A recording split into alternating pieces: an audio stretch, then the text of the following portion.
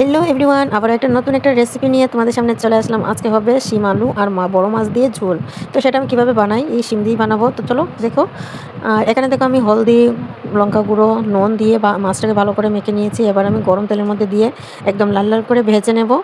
তো চলো তোমরা সাথে থাকো, দেখতে থাকো। এটা কিন্তু খুব সহজে হয়ে যায়, একদম খুব কম টাইমের মধ্যে, আর খেতে কিন্তু দূর দূরান্ত লাগে। তো চলো তোমরা একবার ট্রাই করো, দেখে নাও কীভাবে কী করতে হয়। সবাই সবার মতো করে কিন্তু রান্না করে, তো এই রেসিপিটা কিন্তু শুধু আমার মতো করে। তো সেটা আমার মনের থেকেই আমি রান্না করে একদিন খেয়েছিলাম, আমার দারুণ লেগেছে। অনেকেই দুবার তিনবার করে সম্বাস দেবে, তারপর এটাকে রান্না করবে, তাহলে বলে নাকি টেস্টি। আমি কিন্তু একবারই সম্বাস দিয়ে এই তরকারিটা বানাবো। তো কেমন লাগে না লাগে তোমরা একবার করে বানিয়ে খাবে, আর আমাকে কমেন্টে এসে বলবে। আমার কাছে তো বেশ ভালোই লাগে, আশা করি তোমাদের কাছেও বেশ ভালোই লাগবে। আর আমার এই ভিডিওটা সবাই একটু ম্যানেজ করবে, কারণ আমি এক হাত দিয়ে ক্যামেরা ধরেছি আর এক হাত দিয়ে আমি কাজ করছি, আর দুটো একসাথে করা যে কতটা টাফ তোমরা সবাই জানো, যারা যারা আমার মতো ভিডিও করো। তো অন্য একজন ক্যামেরাটা ধরলে কিন্তু ক্যামেরাটা নড়ে না, তো ভালো হয়। তো কী করবো বলো, সবার মতো তো আমার ক্যামেরা ধরার মতন কেউ নেই, তাই আমি একা একা সব কিছুই করি। তার জন্য বলছি সবাই একটু ম্যানেজ করে নেবে। এখানে দেখো আমি শিলগড়ার মধ্যে কিন্তু শুকনো লঙ্কা বেটে নিচ্ছি, আর এরকম বেটে তরকারিতে দিয়ে খেতে না সেই স্বাদ। তোমরা একবার হলে ট্রাই করবে, ভয় পাবে না কিন্তু যে শিলগড়ায় বেটে খেতে হবে, এরকম করে ভয় পাবে না। আর এখানে দেখো মাছগুলো ভেজে রেখে দিয়েছি, একদম লাল লাল করে ভেজে নিয়েছি, আর কি সুন্দর কালার এসেছে দেখেছো, তার জন্যই লঙ্কার গুঁড়ো দিতে হয়। তো এখন আমি রান্না করব তরকারিটা, তার জন্য দিয়ে দিচ্ছি যে ফোড়নে 5 ফোড়ন, হচ্ছে দেবো তেজপাতা। ফোড়নগুলো কালো হয়ে গেলে দিয়ে দেবো কেটে রাখা সবজি।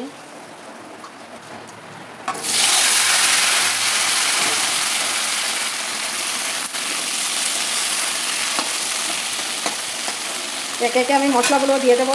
ফার্স্টে দিয়ে দেবো হলদি গুঁড়ো,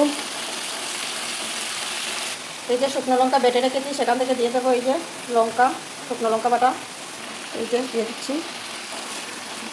এরকম শুকনো লঙ্কা যদি বেটে দিয়ে রান্না করো না, দারুণ লাগে, তরকারিটা আলাদাই টেস্টি হয়। তোমরা যারা যারা খাও তোমরা জানবে কতটা টেস্টি হয়। এটুকু ঝোল দেবে, তো অনুমান করে দিয়ে দেবে নুনটা, আমি বেশি দেবো না, অল্পও দেবো। তো এবার আমি ঢেকে রেখে দেবো।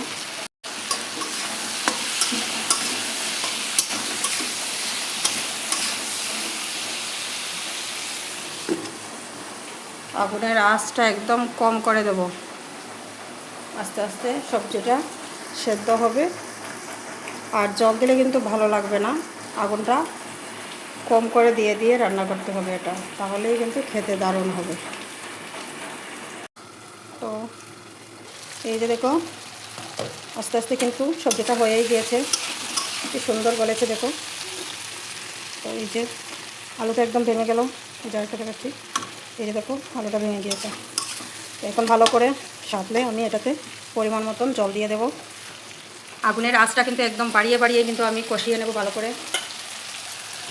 এতক্ষণ আমি অল্প অল্প করেই আঁচটা দিয়েছিলাম আগুনটা, এখন আমি বেশি করে দিয়ে এটাকে নাড়িয়ে তারপর ঝোলটা দেবো।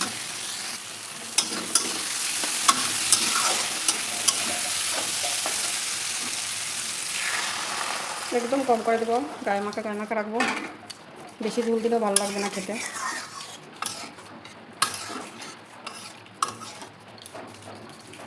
আবার আমি এটাকে যতক্ষণ টকবক করে না ফুটছে ততক্ষণ ঢেকে রাখবো।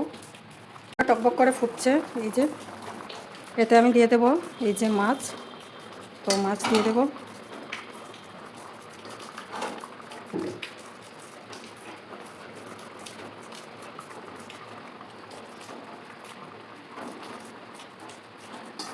তো এখন ফুটতে থাক, তারপর আমি জিরে গুঁড়ো দিয়ে নামিয়ে দেবো। এটা আমি জিরে পাউডার দিয়ে দেবো, তোমরা তোমাদের অনুমান মতন দিতে পারো, ধনে পাতা থাকলেও দিতে পারো, আমার ধনে পাতা নেই তাই জিরে গুঁড়ো দিয়েই কমপ্লিট করে নিলাম। কী সুন্দর কালারের সাথে তখন কিন্তু গুঁড়ো লঙ্কা দিইনি, এই শুকনো লঙ্কা বাটা দিয়েই করেছি। তোমরা একবার ট্রাই করে দেখবে, অবশ্যই ভালো লাগবে।